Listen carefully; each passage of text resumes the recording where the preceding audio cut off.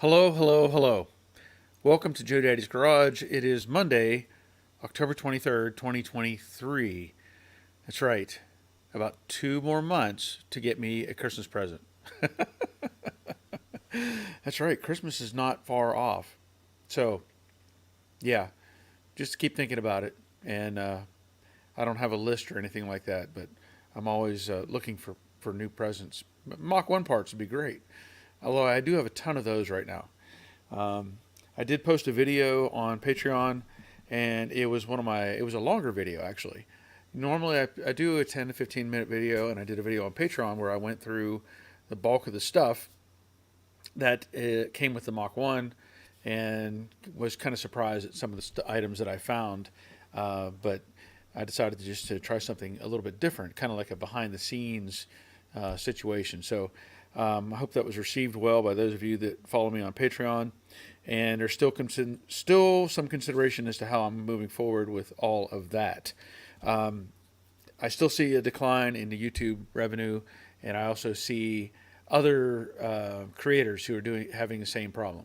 And that's something I want to kind of talk about a little bit. Let me just get that right up front here. Um, there's a guy that I follow. I can't think of exactly how you say his name. I think it's Dave Batal or something like that.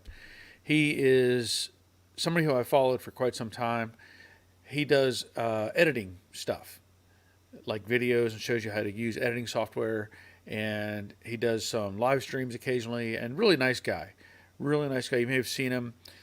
Usually has long, like curly hair. I don't know if he was like a guitarist or something for some band. I really don't know. But he had a live stream going that I watched some of this afternoon. And, well, it wasn't live, it was a recording of his live stream. But basically, the gist of it was that a lot of content creators are being punished, in effect. And they were going through these situations of what can cause problems with the live stream or with the content, okay? And so I took a snippet from his video clip, just a screenshot. And I want to show you all this because I know I have probably done something like this, whether for me or somebody else, to where you could put on a video or the playlist and just let it run and step aside, walk away. Well, apparently YouTube is cracking down on that stuff. So just want to show you the screenshot. I'm going to get into the regular, stuff here in a minute, but I want to bring this up early just in case anybody is watching new to my channel or new to the whole YouTube experience. So let me just show you the screenshot. So if you look at this, it says invalid traffic on your videos. Invalid traffic is any activity on your channel that doesn't come from a real user or a user with genuine interest.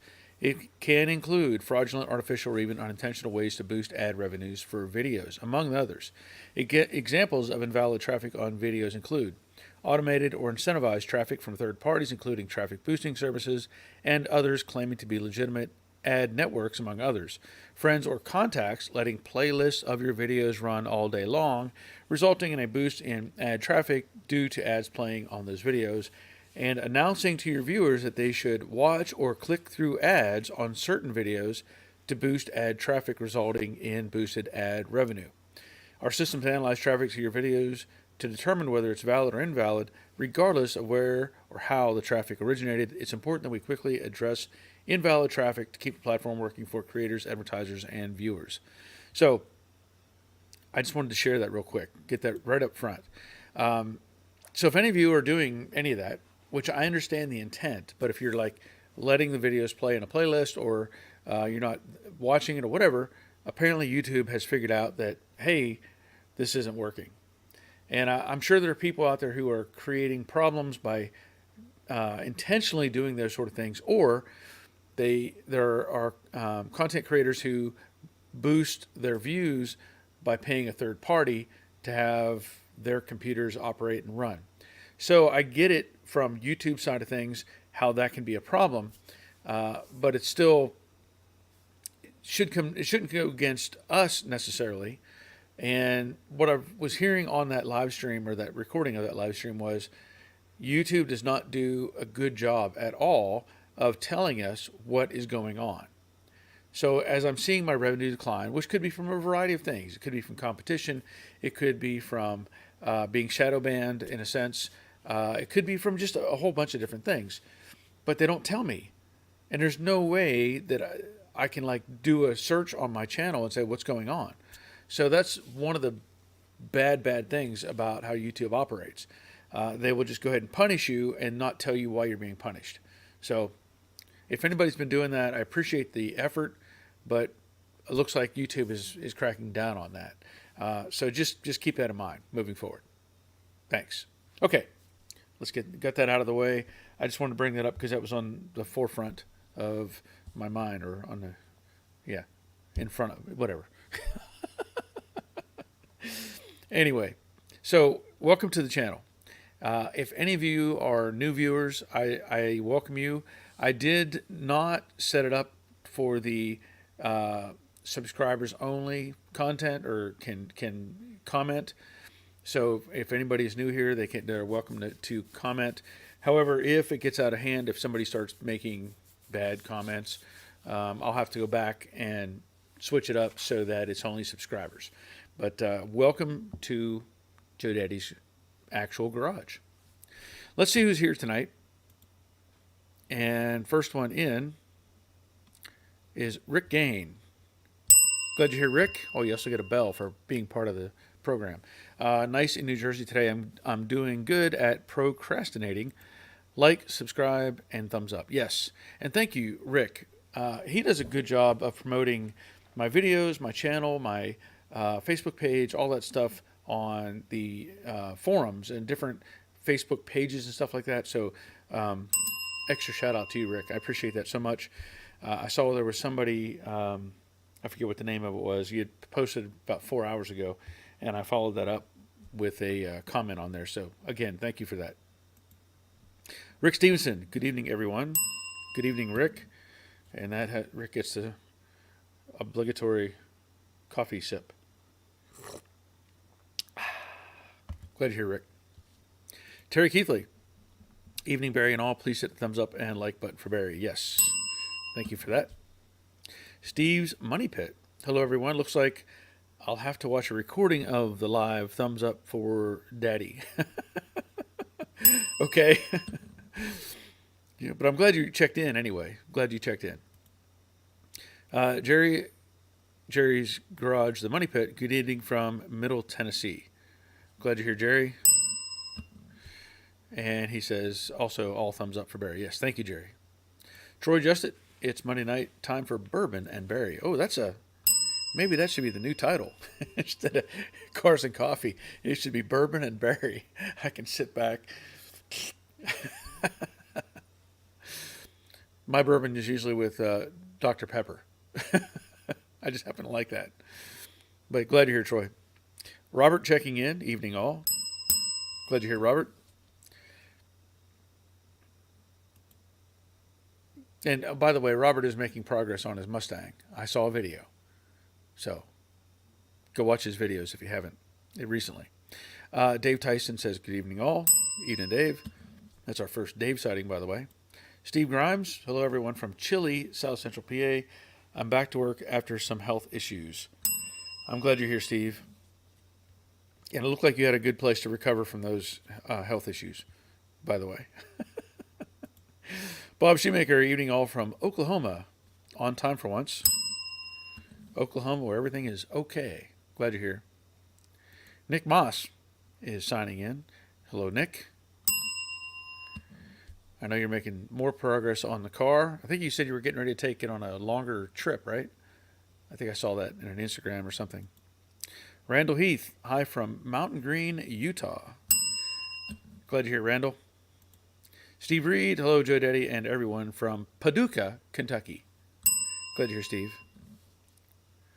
Roger checking in from next door, Hindsight 6'7". Glad you're here, Raj.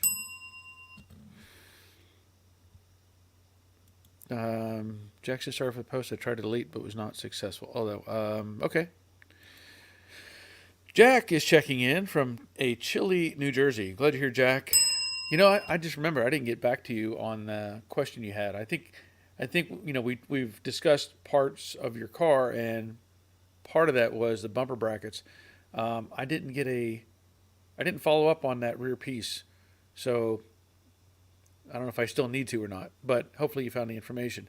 Jack is rebuilding his fastback, and he had a question about his the bumper brackets and the way the holes don't line up with the tail panel, which is just normal.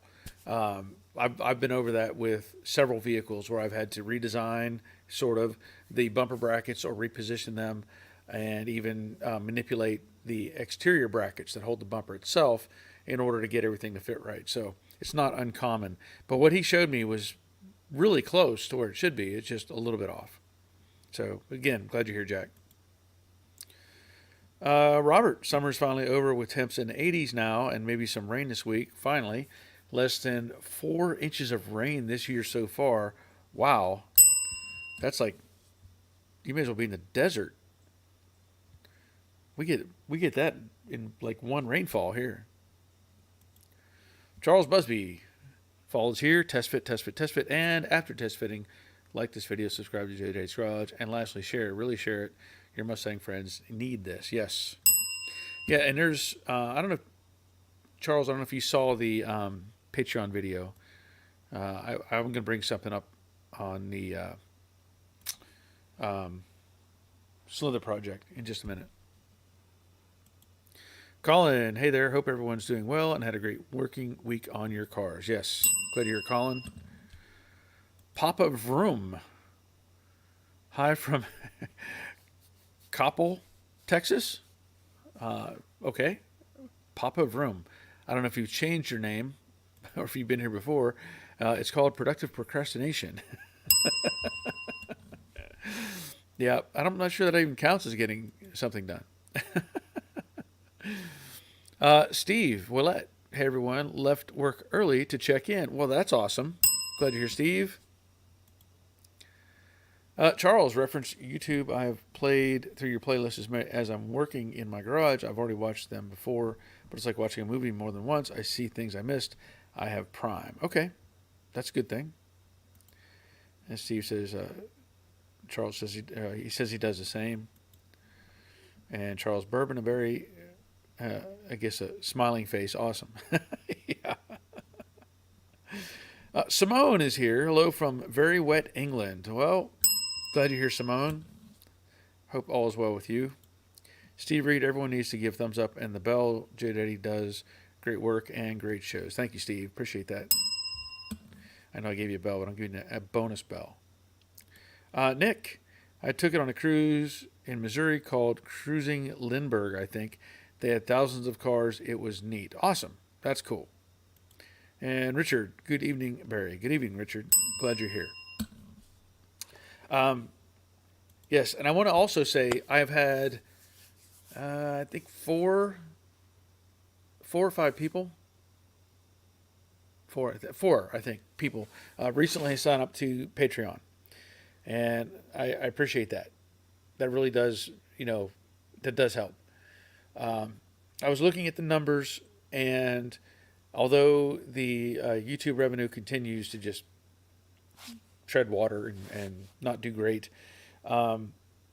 Patreon is up a little bit, which is good. And we had a discussion before about how YouTube takes half of whatever I actually earn off my videos. Nothing I can do about that at all. And I looked at my Patreon, and even with there's two things they charge. There's a service fee and something else. And basically, they're taking about 5% off the top, which is fantastic in comparison to YouTube. So, very much appreciated, those of you that have joined. Randall procrastinated install of the new roof for months. Now that it's done, I don't know why I was so hesitant. 50 or 60 vice grips, panel bond adhesive above drip rails, and lots of spot welds, and it's done. Well, that's awesome. And that's on the Cougar, right? Yes, I know you were working on a Cougar. So, Papa Vroom, Dale H. Yes, name change. My granddaughter gave it to me. I rebuilt a motor, transmission, reupholstered all the seats, all while avoiding welding in floor pan, so productive, but not the task at hand. Yeah, I understand that. I do. I do understand that. I assume everybody here most likely has probably seen the latest video on Slither, and things are going very well. And I attribute that to, of course, the idea of test fitting and test fitting and test fitting prior to actual welding. I saw a video on Facebook. It's like a just a short video on somebody's Facebook page, and they posted the Mustang Restoration How To and somewhere else.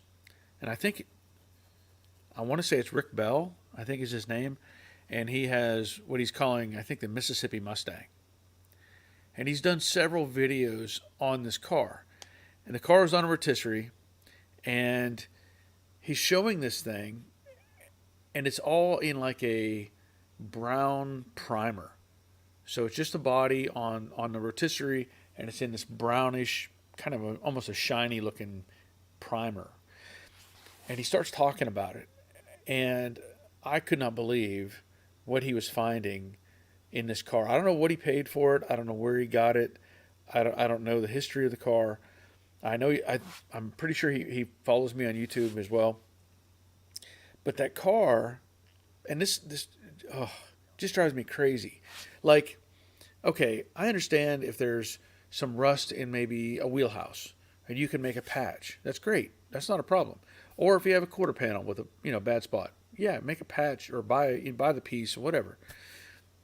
But this person, whoever he got this car from, there were like patches connected to patches that were in the floor pan area.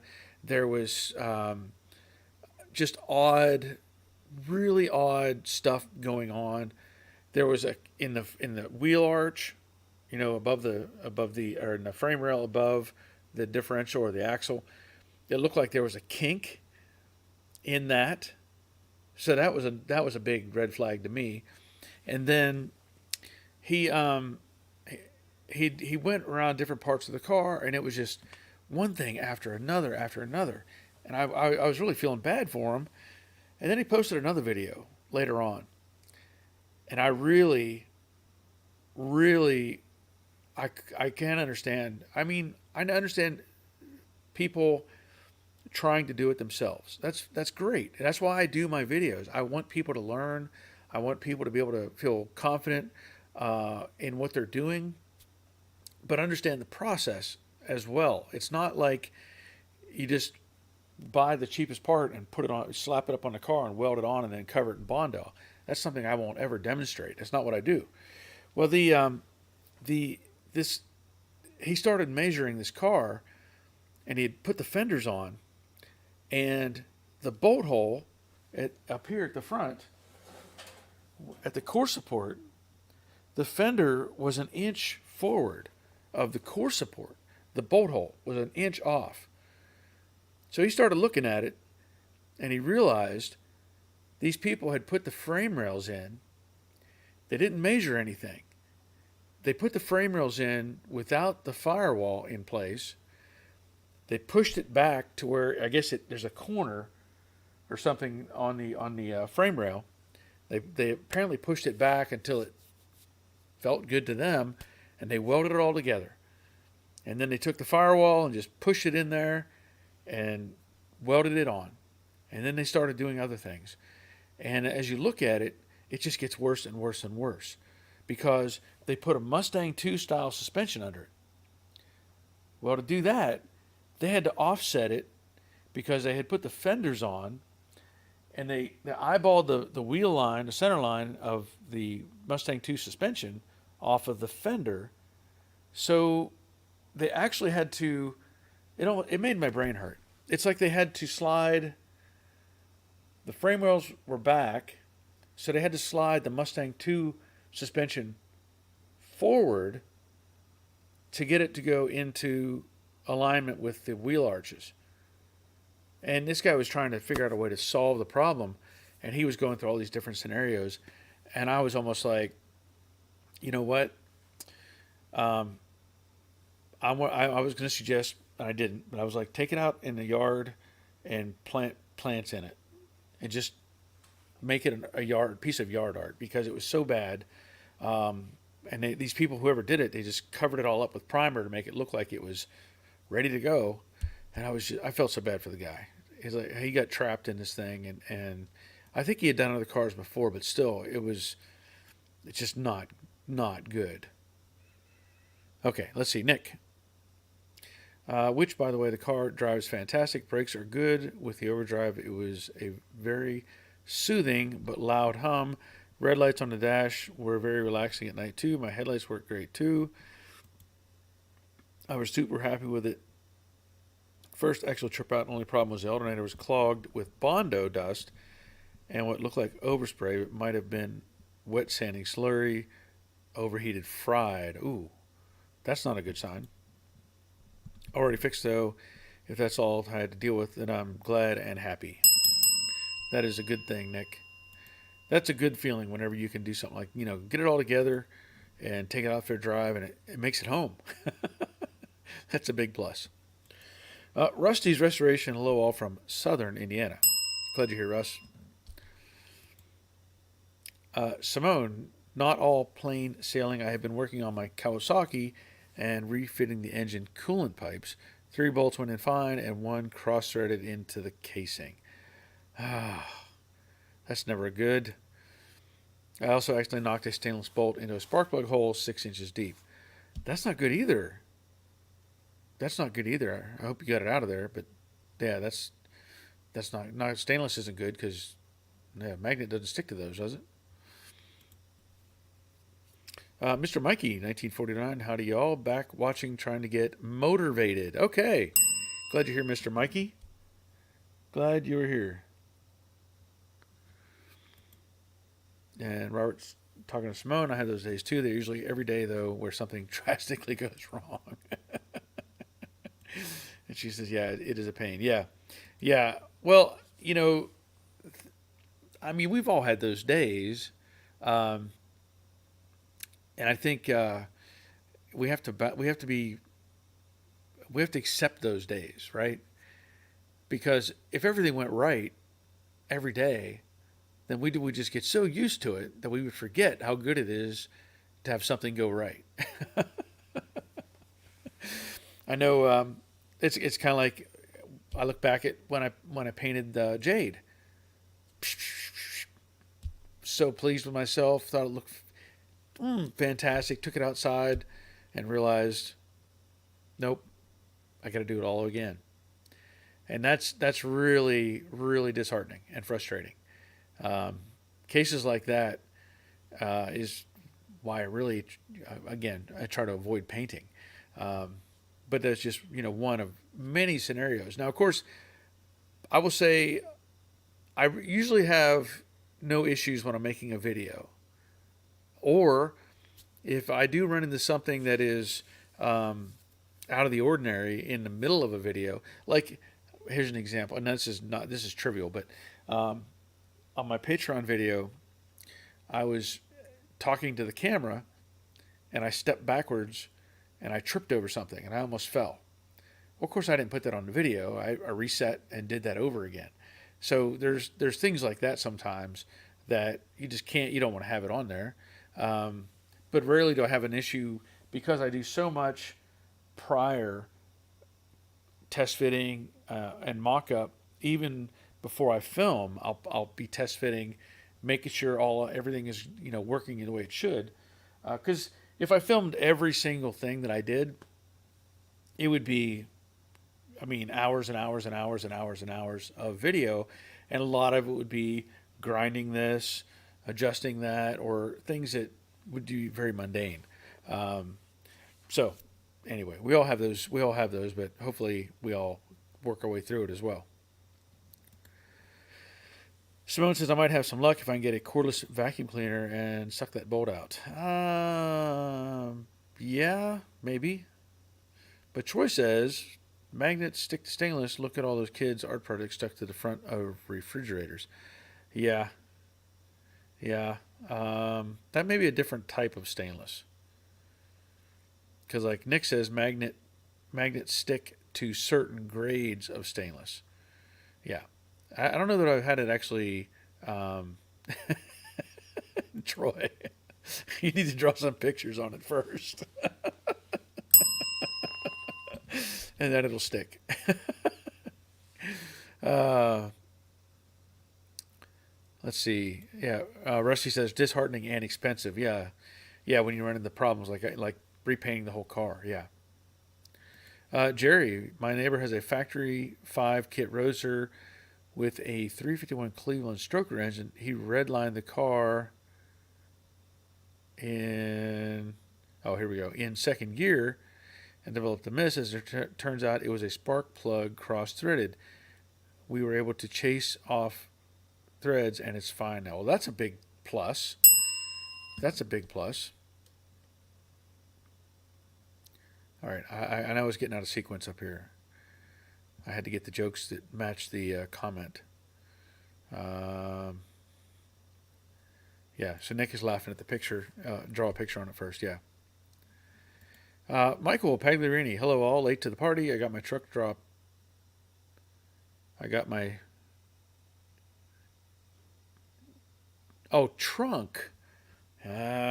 See? He says truck. I think you mean trunk.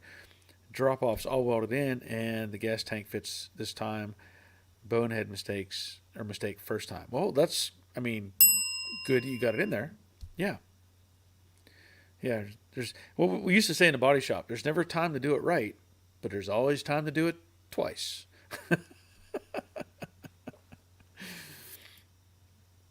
Charles, certain fridges have a metal blocker or backer for art. Okay, that wouldn't surprise me at all. Simone, I could try flipping the bike over and give it a shake. Yeah, you could. You could. That might be a little risky. Clark says, hello, Barry. Hello, Clark. Glad you're here. I saved the leg for you. Or saved the neck for you, Clark. Sorry, saved the neck. Why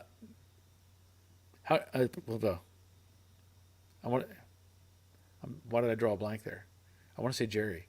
Hi, Barry. Howdy, y'all. I really wish fall would get to Texas so Robert wouldn't be such a cuss. Have fun. And Charles, get a borescope, thick wire, and super glue and fish it out. Not a bad idea. Not a bad idea. I know I have a crappy little generic borescope laying over here that connects to my phone apparently with like Wi-Fi or something, and I haven't really. I've tried to use it a couple times. It just kind of wasn't too thrilled with it, but it works. It works. Okay, so one of the things I want to talk about, especially with Charles here, is I don't know if he saw the Patreon video. So I have the firewall in, of course, welded to the kick panels, the rear aprons, the frame rails, all that stuff is welded to the car. And I have a couple of things going on. One, and this is relatively minor, these are add-ons. The chimney, as we call it, that goes underneath the cowl, like it's just underneath right there, right? Well, somebody commented on the one video that if we are putting in vintage air or classic auto air, that they block that off with a cap. And I demonstrated that with Jade when I put in the vintage air. That I think I used some like adhesive. I can't think of what it was called, and I think I put screws in it or something. And the idea being that you block off that chimney that's in there, and I think they actually want you to block off both of them on the older cars. Well, the 69 only has one, and it's on the passenger side. And Roger was over here helping me out with something, and we were looking at that, and there's like 3 little spot welds holding that chimney in place. Like you could actually kind of flex it and get a gap underneath it. And so the normal fix is to take seam sealer, brushable seam sealer, and seal that thing down all the way around before you add anything else in or weld the cap on. But it was suggested that if we just remove it, we could block that off completely. Then the interesting thing with these cars, the older cars don't have this on the side. So this has the air vent box and the air vent down there in the bottom, which could double up as a speaker hole, I think. But anyway, so the air comes through the top of the cowl. It comes across, it goes around that chimney basically, and then comes down into the air box and then goes back in that hole. Where the older cars, it didn't have this at all. It was just blocked off because the cowl ended at the edge of the kick panel, basically. So that is something I wanted to bring up and get some input on and see what works. Now, the other thing is I know I have that metal plate up there, and that's supposed to be a support for the export brace, right? Roger and I both looked at this thing. I don't know who designed this, but it doesn't fit. I don't know. It's from NPD, and the problem is, I don't know if this is meant for an earlier model car. It says 67 to 70 Mustang, but this, if I get it up to the camera, this has a curve. See that curve? The cowl doesn't have that curve. It doesn't. And so if you try to tuck this under, couple problems.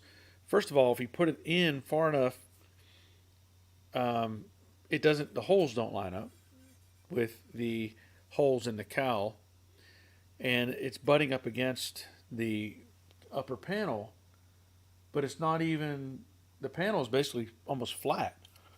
So this doesn't fit. This doesn't fit. And I'm not sure what we're going to do about that just yet. I know we talked about putting this in, and I in looking at this, and Roger does a lot with tooling and design stuff, understanding how metal structures interact and what works with what. The benefit of this is probably very minimal. It spreads the load slightly across. This is about 16 inches, maybe something like that wide.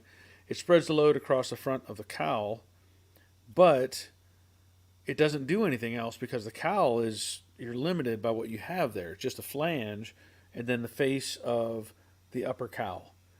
So if this were to, run all the way across and connect into the side pieces, that might be, better. But at this point, this is one of the other things that we have to look at and consider where we're going to go with it.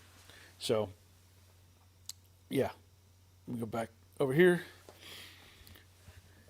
Let me go back up and see where we're at.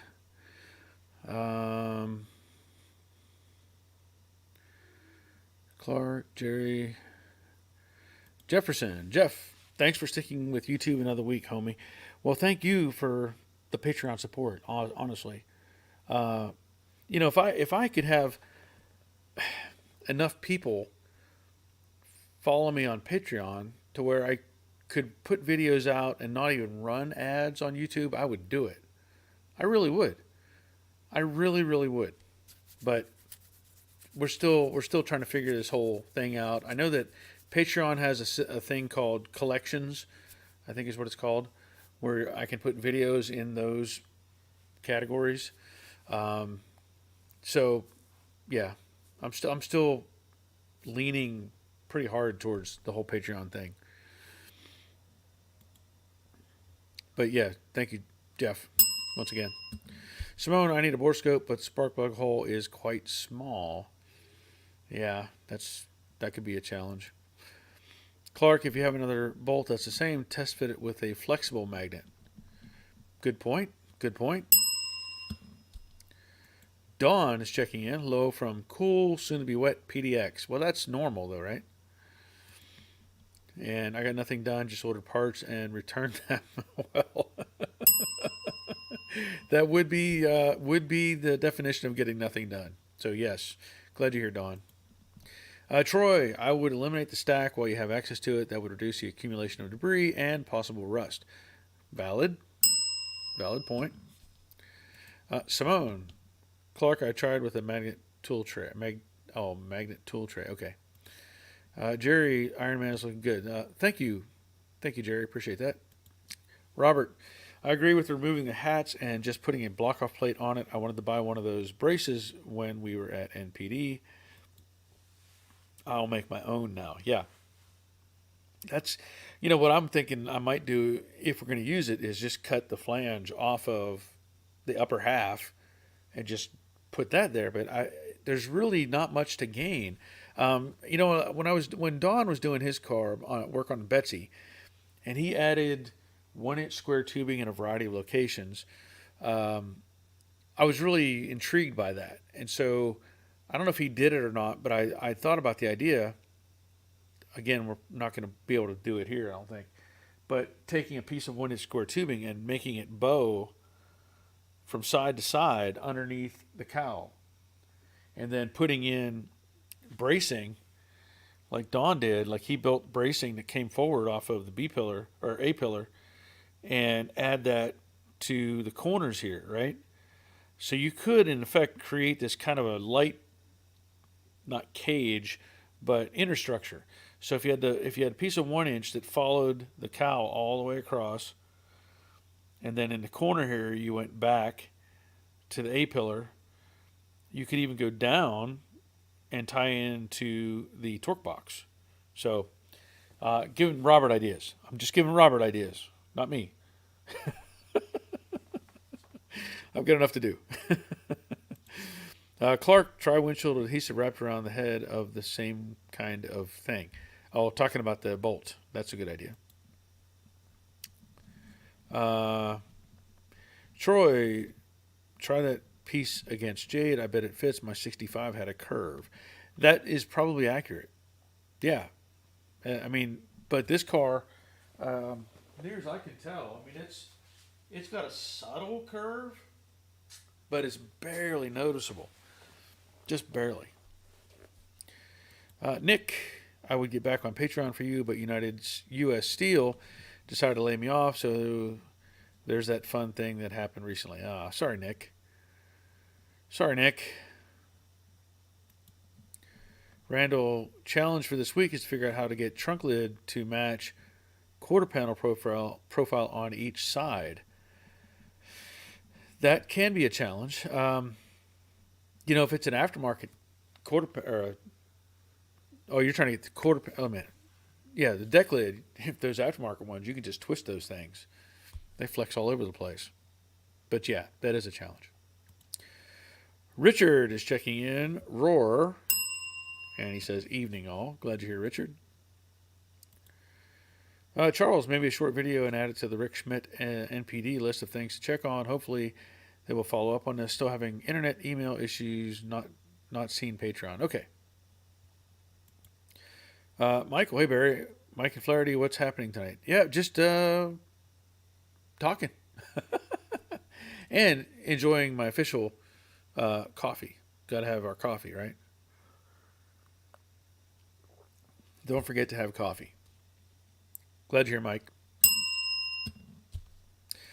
Jefferson, I will replace original steel wheels on 69Q after appraisal. Is there a consensus among the group on max wheel tire size and width? That's a good question. So on the 69, I can tell you this. On Jade, I have 17 by 9s on the rear and 17 by 8s on the front. I have no clearance issues, no lower profile tires. So ideally, if you can come up with something in that range and compare, like I would probably put a taller profile tire on Jade just to fill the quarter panel a little more, and that would be about it. So the width is good, but just needs a taller sidewall. Just give it a little more meat. I don't remember the exact size right now, so if anybody has any input on that, by all means, let's share it. Marshall, I think I got mine from Branda, and it fit well on my 65. Okay, well, that's good to know. Robert, I already had those ideas after Don. Ideas going after Don welded his into his car. I was already come up with a different method as you always build off the last guy and improve, change as you go. Yes. Richard, I bought an export brace mounting bracket for my 60s Mustang, but it's straight. Well, that's interesting. Okay. Charles referenced the cow hat. Total removal may be the way. If in the foggy reaches of my mind, I've envisioned a low pressure feed to air cleaner. That okay. I guess that would have to be thought about because currently, the way it's designed, air is going to come in the top of the cowl and then again kick out to the sides to the where the air boxes are. So it'll come in the top, come over this way. Of course, go around the chimney if we eliminate that, which is good, and then come down here and kick back into that. Now, I guess technically you could just block off those holes and create some sort of a pressure system to move forward, but I don't know. Hadn't really thought about that.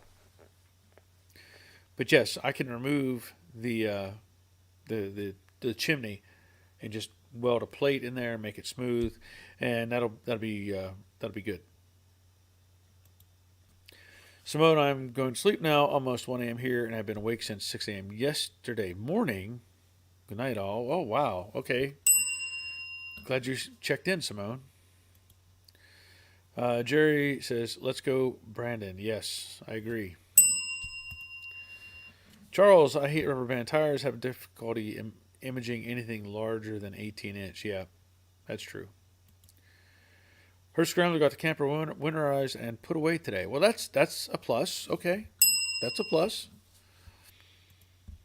Robert, the base of the windshield is a high pressure area, which is why it was used as interior air intake, so always possible. Yeah. And Charles, I said low, but high is what is created at the windshield base. Yes. Yeah. Oh, hold on a second. Jason, 1776. I found two what I think is rare. A 49 Edsel. I don't know if they made a 49. I think Edsel came out in 50. They didn't come out in 49. And a 39 Ford Woody. Don't know which one to pick. One is rust, and the other is a shell. Yeah, 49. That Edsel didn't come out in 49. They were closer to the mid to late 50s, I believe. So, yeah, I'm going to say 49. Maybe you meant 59. And a 39 Ford Woody. That would be cool. I don't know how much is there or how much work it would take to put it back together, but that would be a fun build, I assume, if you have a background in woodworking. I know that like when I did the 31 Model A, it had all that wood structure in the top because that's how they did it back then. They just put in wood bows and actually put on chicken wire and then a batting or like a thick cotton, like almost like a blanket material, and then like a naugahyde or canvas top. And they just used wood, and the whole upper structure was all wood, and the stuff that was on the car that I had was just rotted.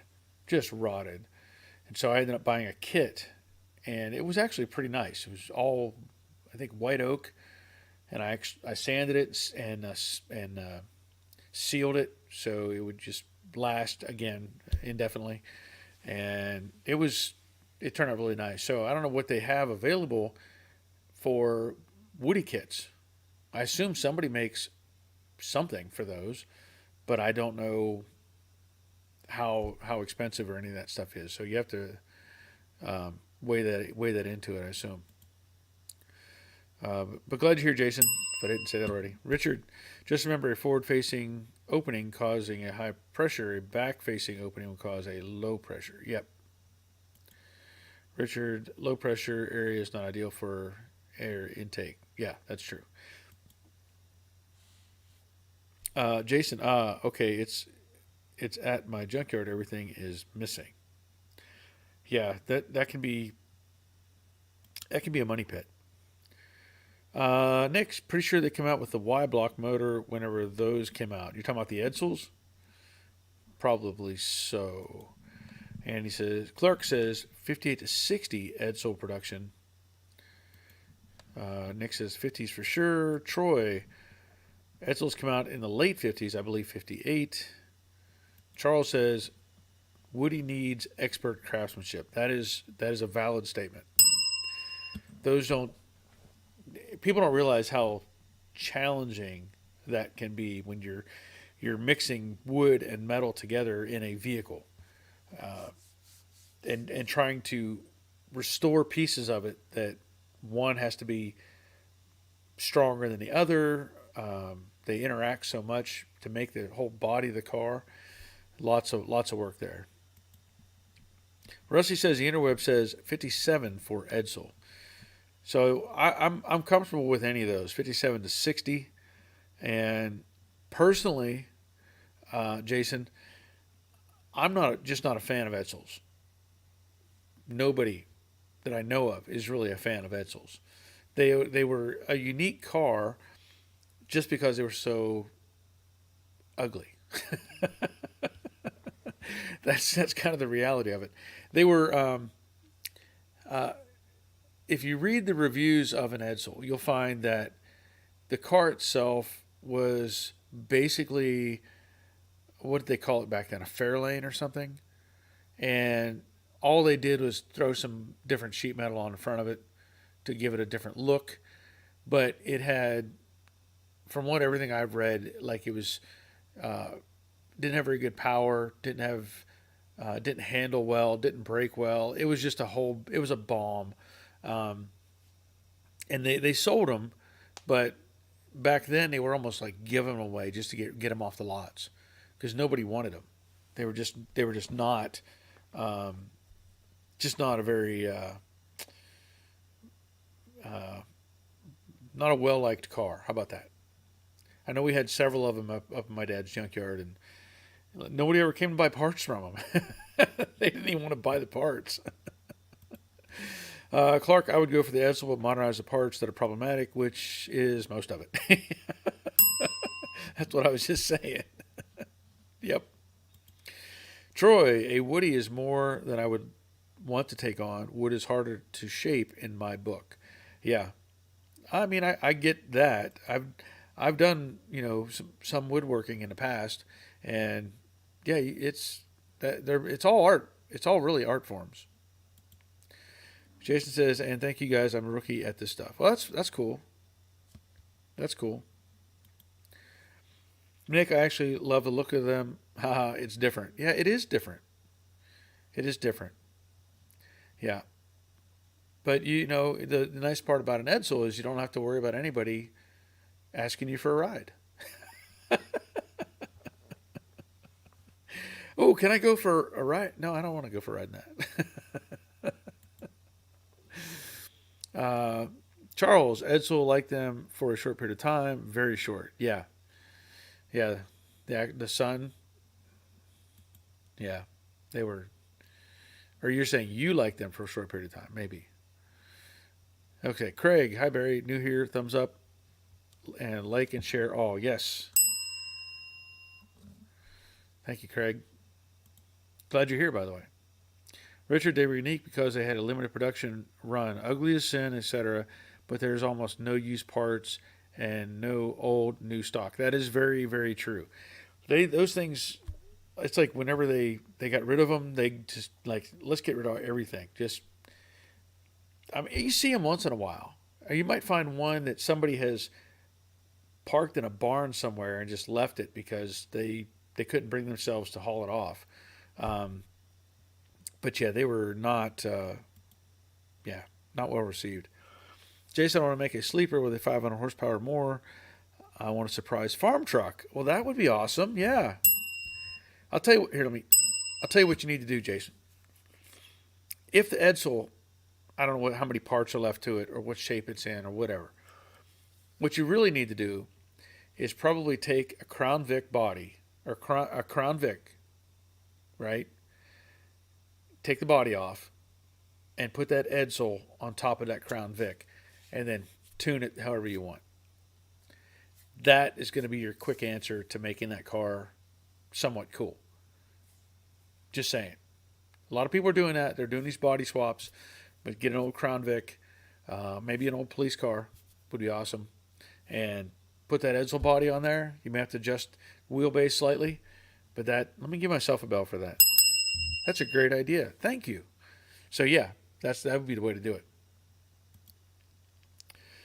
Nick, you need way more than that for farm truck, my man. Yeah.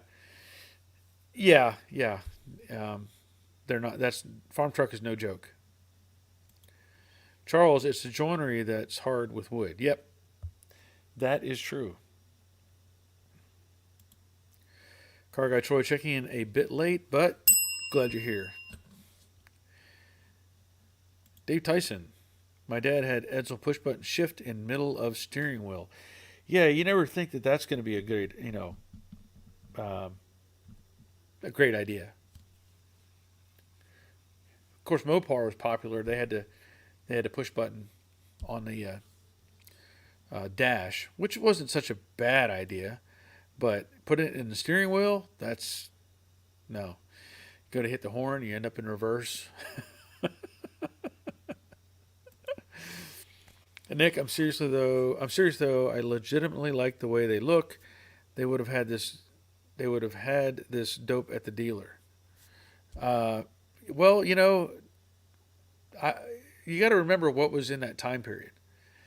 So if you had let's say 57 to 60, compare that to anything else that was there. You had the Impalas, the Biscaynes, you had your big Pontiacs, the Buicks, you had a lot of other choices.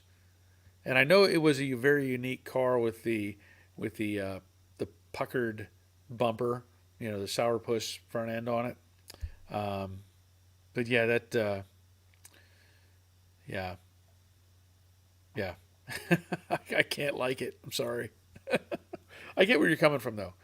There was a lot of unique cars out there, and that was one of the most unique cars that there was. You're right about that.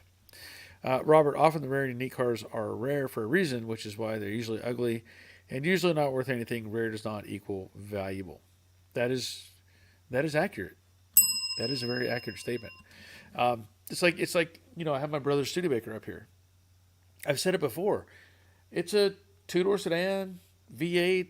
It has a 4-speed in it, even though it was a 3-speed manual.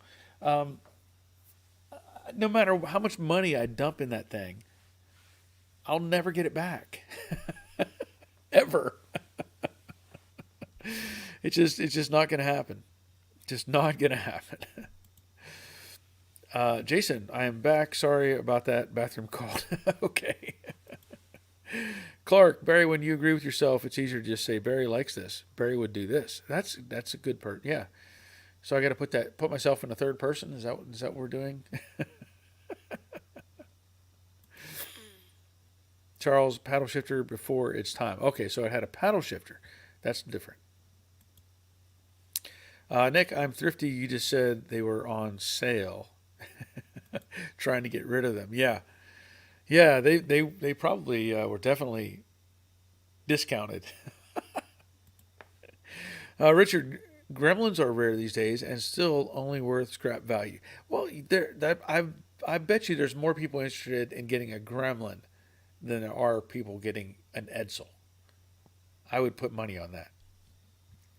I really would. Because I like gremlins. I think they're cool. Jason, on the farm truck, if I picked the Woody, I want to put in 1,500 horsepower as a sleeper. That would be pretty risky with a Woody. That would be pretty risky. You'd probably twist that car into nothing unless you built a full, basically race roll cage inside of it, and then just settled the woody body around it. I'd still take the. I'd still say take the. If you're going to build the Edsel though, put it on a Crown Vic chassis. Just forget all the frame, whatever's under there. Don't even bother. Just pull the body and put it on a Crown Vic chassis. Be done with it. Nick, I like Gremlins too, especially with the big block in it. Yeah, they were really interesting when you started doing the. I don't want to say clownish, but in a way they were kind of. You see these little cars. It's like putting a big block in a Chevette, and you have this giant engine sticking out of this little cartoonish looking car. Those are kind of neat to look at. Like a Metropolitan. I've seen several of those pop up on Marketplace. Prices are not that bad. Of course, it is a Metropolitan, which it's the car is this big.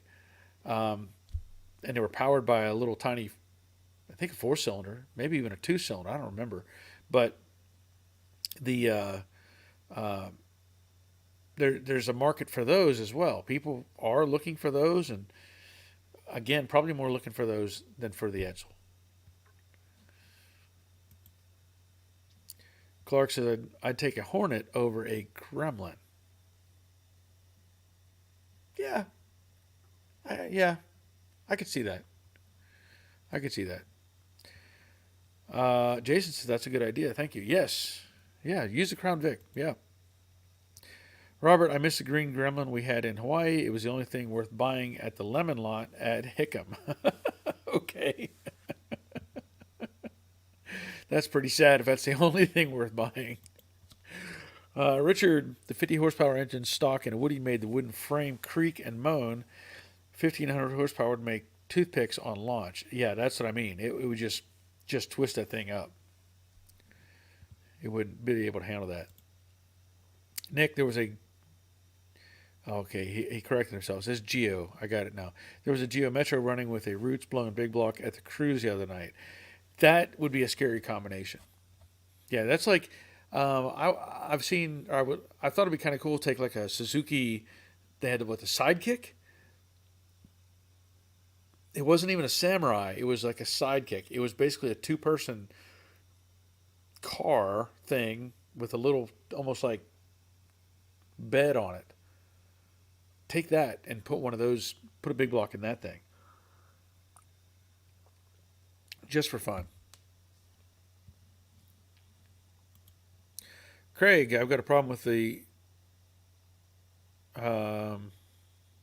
is that Mustang 2 suspension? On my 62 unibody, the steering is too easy and quick, like driving a go-kart. Been told to add positive caster. Anyone have suggestions? It's power rack. Yeah, disconnect the power.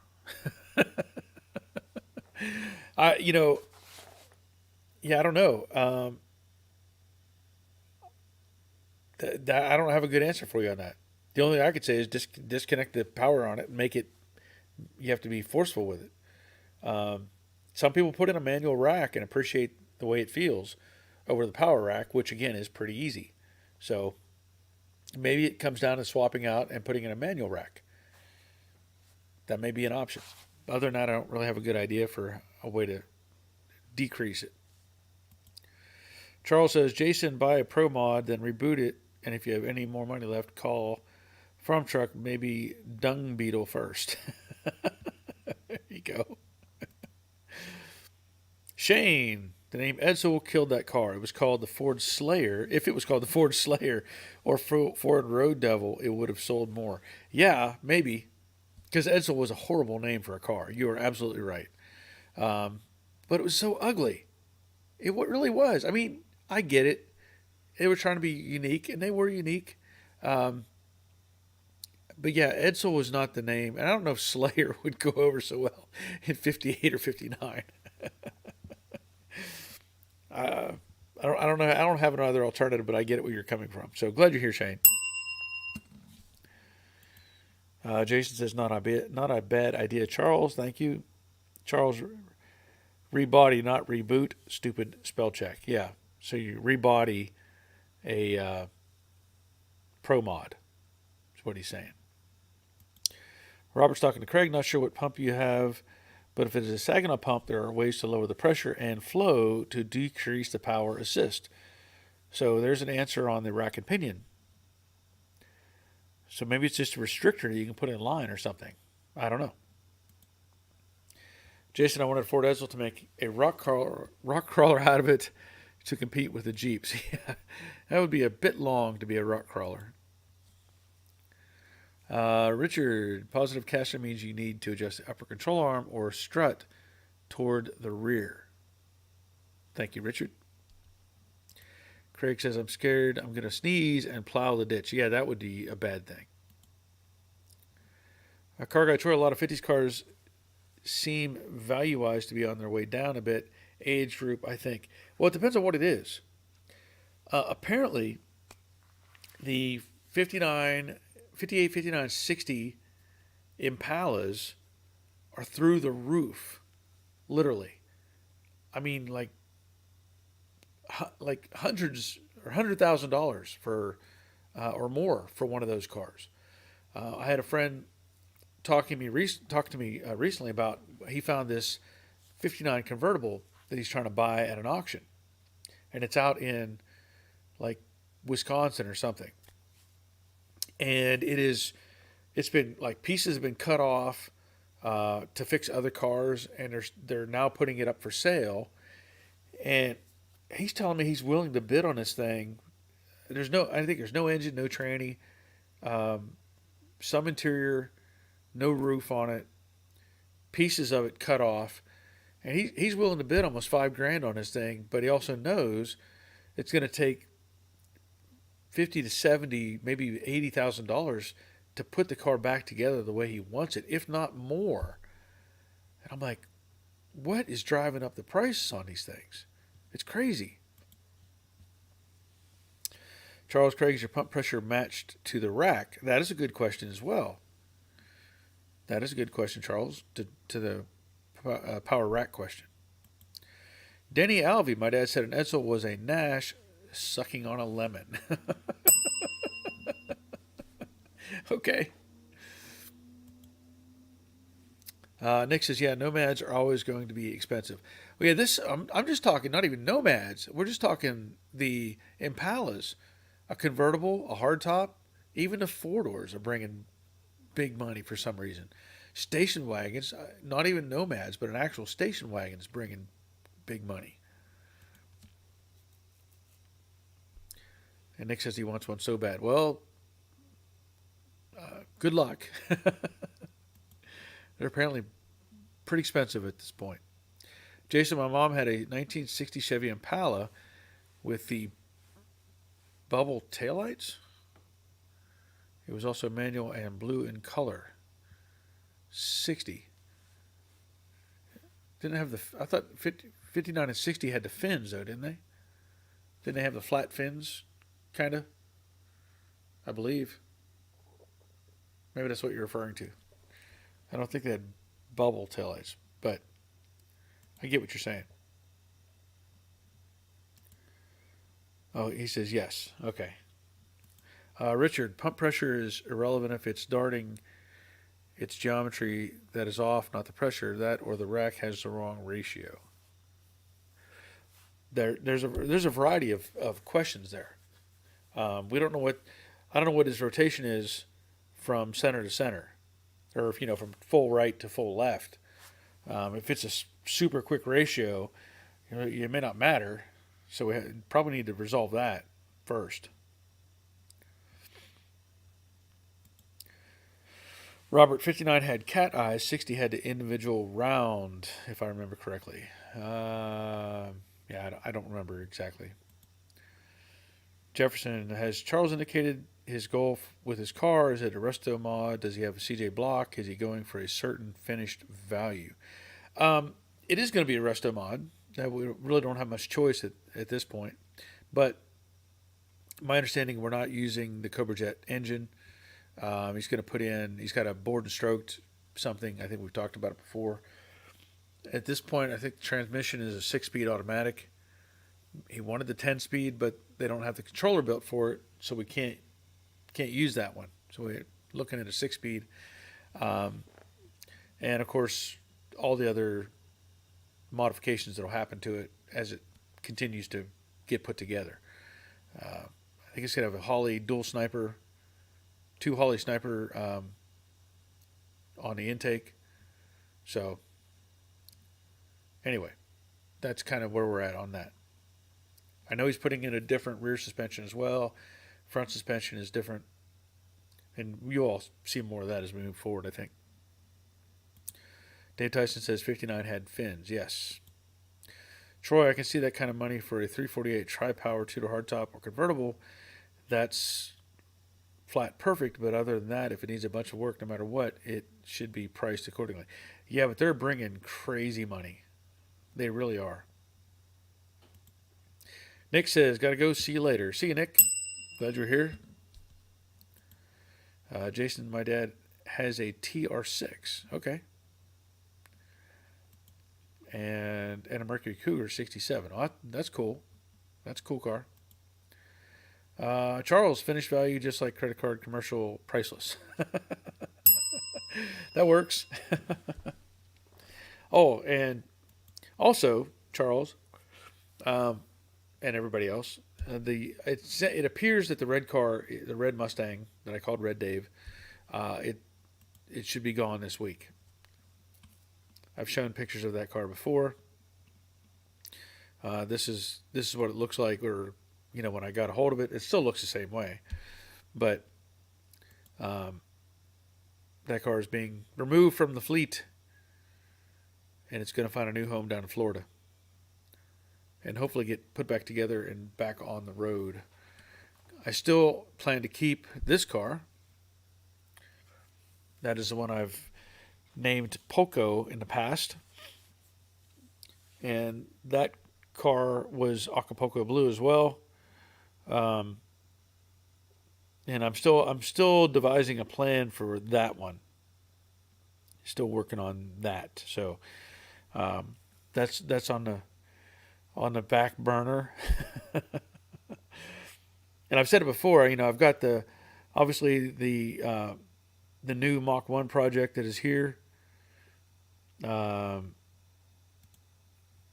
This car, and I've shown that in the last video. I used that to verify some measurements, so that was very handy to have there. But that car will get addressed at a future date as well. So yeah, the red car should be leaving this week. I'm going to do some rearranging of some other stuff out here. And then of course, continue to work on Slither and get that taken care of. But I think, as I may have mentioned earlier, when I'm done with this car, I'm probably going to roll the Camaro back in here, go buy the sheet metal for it, and just put it together and sell it to Robert. Or somebody. We'll probably sell it.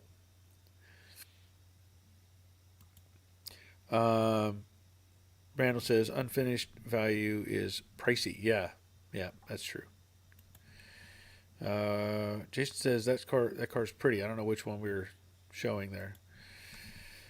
Richard, and no way any mechanic or steering guy can help you in a chat service. There's bump steer, acumen, caster, camber, and toe that all play into darting. My suggestion is do a Google search on front geometry. Okay. Charles says awesome. He does very nice work. Yep. He sent me some pictures. He does. Troy, you keeping the red car? Can't remember the name you had for it. I believe it was a 65 or 6. Yeah, I'm not keeping the red car. And that was what I'm just showing. That was one I called Red Dave because I didn't have a decent name for it. And yeah, that car. So it's going to go down the road, which is fine. Again, I hope he gets it all put back together. Um,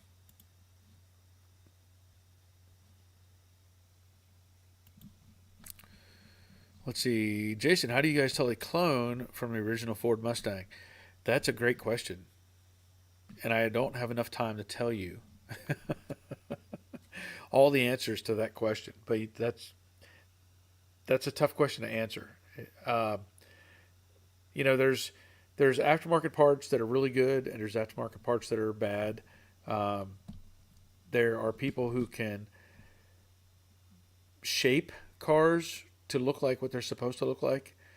I know I worked on a '68 Camaro one time that it had a half inch of Bondo making the quarter panels. Okay, so when you talk about what's original, it was still the original car, but it was just Bondo.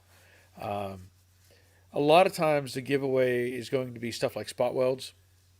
When you look at the spot welds and where they're at, whether there's a lot of plug welds that have taken over to let you know if somebody's removed parts or put new parts on. Um, the Dynacorn bodies, there's a lot of variables there as well. Even their spot welds are different than what would have been seen on a factory car. So there's a lot of things that can come into play. It's too hard to say this and this and this are your dead giveaways, but there's plenty of things. Richard, or find someone like me in your area that does setup or alignments, but not just a normal alignment guy. Okay, so that would be good. Craig, Charles, 2 turns lock to lock, doesn't dart, setup with correct pressure. 2 turns. That's pretty fast. That's pretty fast. I'm not sure what brand or what product you have going over. That seems pretty fast. Jason, why I'm asking is Auto Auction Rebuild Randy on that channel is buying one. Okay. Yeah, I don't. Yeah, it's too hard to answer that question. Uh, Erica Lewis, I like 62 Impala versus 64. I agree. I agree. I like the 61 bubble top, and I like the 62. 63 is okay. 64 is kind of blah blah. It's not really impressive. But yeah, 61 or 62.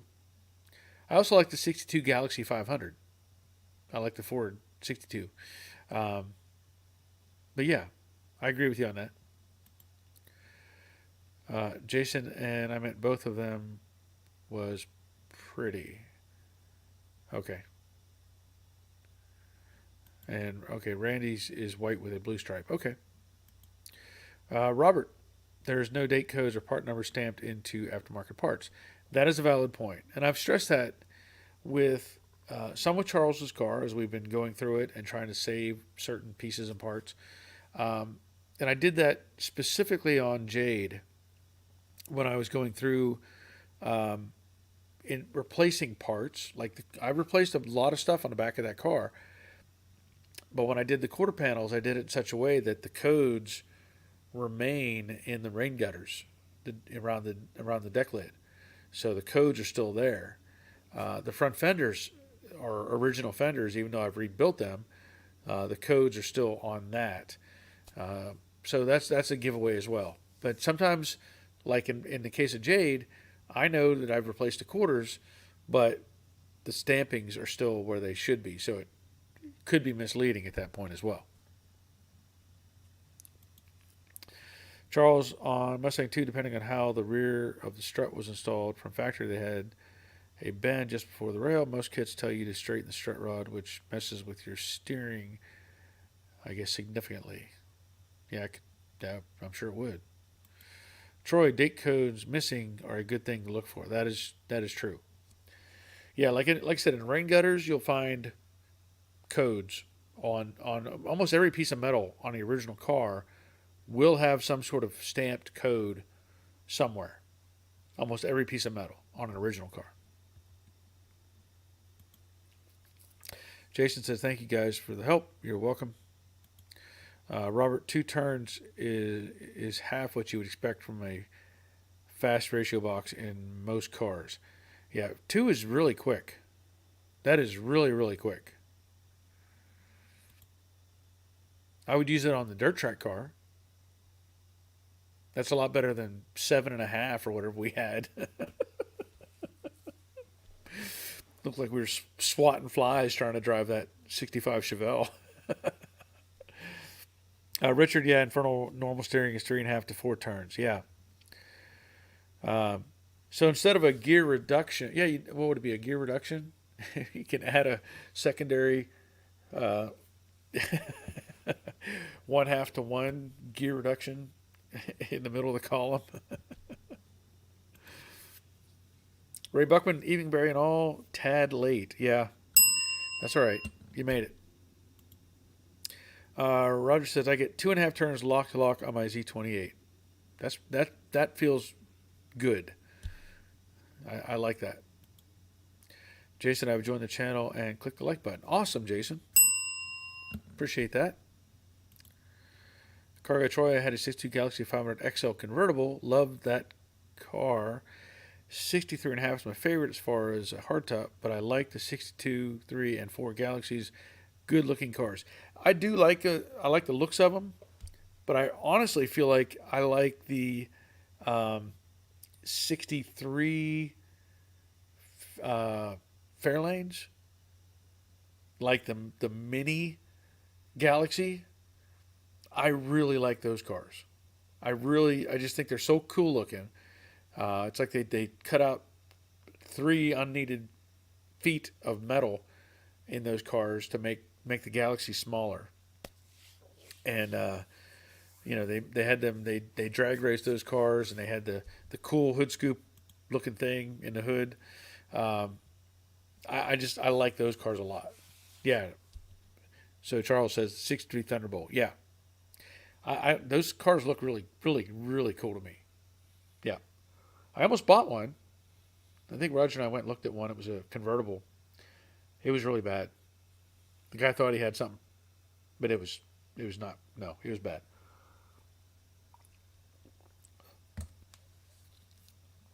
Ed Cucciarella, I was late as well. Well, it's okay. You still get a bell. You still get a bell. Okay. So, as I was saying in a previous video, moving forward on the Slither project, now that I know that Charles is wanting me to remove the chimney, as I call it, that's good. I can get that out of there. I got a bunch of welds I have to grind smooth. I have to put the air boxes on the side. I can then put the cowl on and basically button up that part of the car. The other thing that needs to happen, and again, it will be the sequence thing. I can do it a couple ways. I can put on the torque boxes. That could come as part of the next part of the series. And I also need to put in the frame connectors. I don't know how difficult that's going to be just yet. I know I've done a brief mock-up fitting those to see how they fit, and there may be some trimming and adjustments that need to be made, but they should go in fine and get those in place. Once all that is done, that's going to really take care of the whole middle, let's say, portion of the car, and then later on I'll work on these front aprons and the core support and make sure all those are in the right place as well. And of course the strut braces have to go on the bottom of the frame rail and the core support. So there's still a good bit of good welding stuff that has to happen. And I'm looking forward to getting those things taken care of. Richard said when you come across an older car that looks good on the curb, but see Swiss cheese when looking under it. Yeah, that is accurate. And that was one of the reasons, again, the Mach 1 over there, that thing, oh my goodness. I'm still amazed. I get over there and I start looking at it, and I can't believe that I got a had of that car in the condition that it's in. Um, you know, you look at like Charles had a lot of rust in it, and a lot of the other Mustangs that I've worked on have had rust and bad stuff going on. But that car is I'm still amazed. I'm still amazed at it. Joe, good evening. Can you recommend front suspension kits that won't break the bank? And is there any suggestions on replacing the steering shaft to a collapsed column? Okay, so first of all, glad you're here, Joe. So when you talk about suspension kit that won't break the bank, that's a tough question to answer because everybody has a different mindset as to what is breaking the bank, right? I know Robert has put in a modified sort of cradle system on his 65, and or yeah, I think it's 65 or 6. I can't, it's the same car, but the Car Guy Choice has a CPP front end kit, so you can look at Robert's channel, the Infernal Craftsman, and look at that CPP front end kit.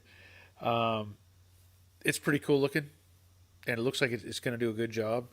I don't know what the price breakdown is, and I don't know what your budget is. So it's it's a really tough question to answer. Some people have done the simple mods of putting in a coilover type of setup, doing away with the control arm on the top, and building a lower, having the lower control arm basically support in a different. It's a whole different setup. So I don't have an easy answer for that. Now, as far as the column goes, when you say it was collapsed down, so I'm assuming you mean it was in a wreck or something and it got collapsed. I don't know how hard it is to get a hold of those, or get a hold of and maybe use a slide hammer to pull that shaft back out if that's something you're looking to do. Otherwise, you would probably have to take the thing apart and use something to get down inside of it and drive that center shaft back out, if that's what you're referring to. When you say replacing the steering shaft, so I don't know if you're missing the shaft. Need a little more information on that. The Dutchman's Wood Shack says, howdy. Well, howdy, Dutchman. Glad you're here. And again, Troy has mentioned that CPP front end kit is cool. Put one in a 66 I had. Infernal Craftsman has a great video on it. So that's, again, check that out. Doyle, I said the same thing about mine. I couldn't believe the condition it was under the Bondo. Yeah. Well, this car doesn't have any Bondo. That's the amazing part. There's no Bondo in this Mach 1. Richard, any mid-80s tilt wheel column? Okay. Can work, I guess.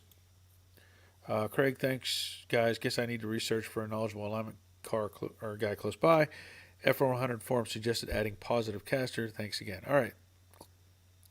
Glad you're here, Craig. Jason, I hear Foxy suspension is good. I have not heard of them. Chris Greenaway, how's it going? Glad to hear Chris from the Great White North. Richard is asking, is it jacked up, Craig? Talking about his F100. And actually, he answered and said it's lowered. Robert, I'm going to be doing electric power steering, which I should be able to use a short collapsible shaft with U-joints. I may use a factory or go with a Saginaw column. Okay.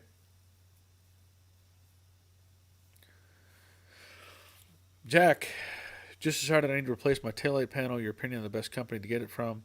I know you mentioned it in your one Slither video.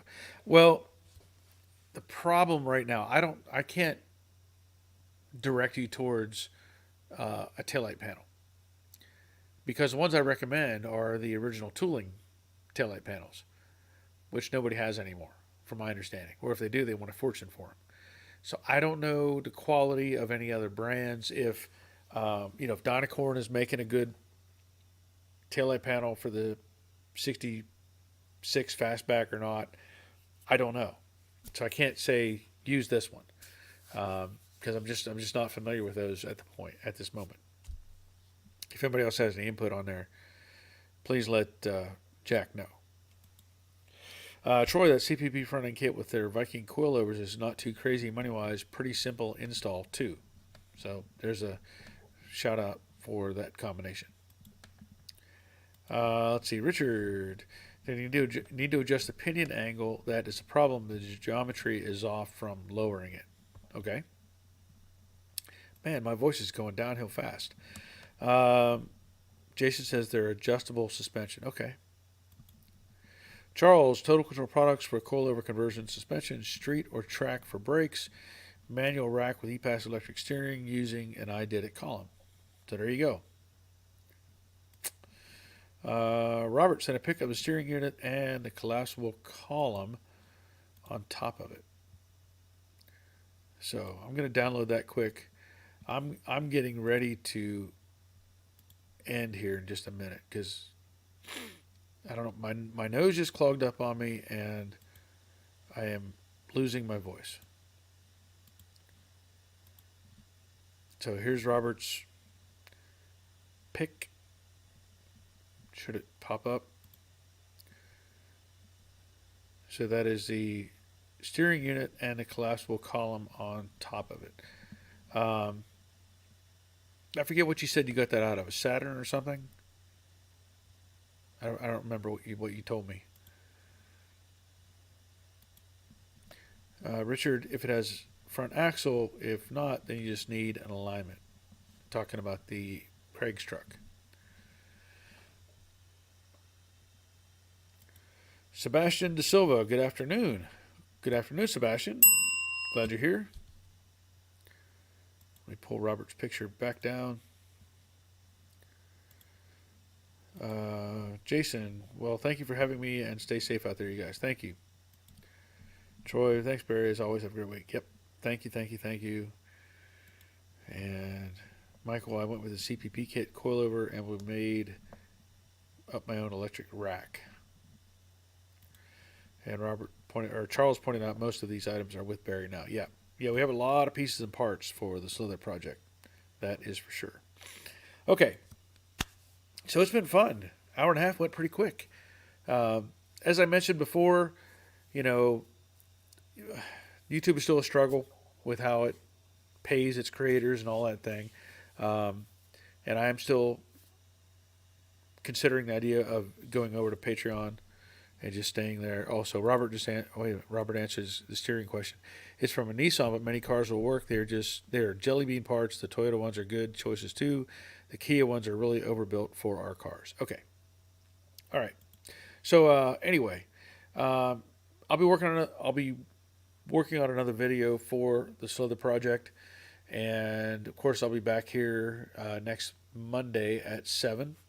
But for now, I'm going to call it a night, and I hope everybody has a good weekend and get some stuff done on our projects. But for now, that'll be it.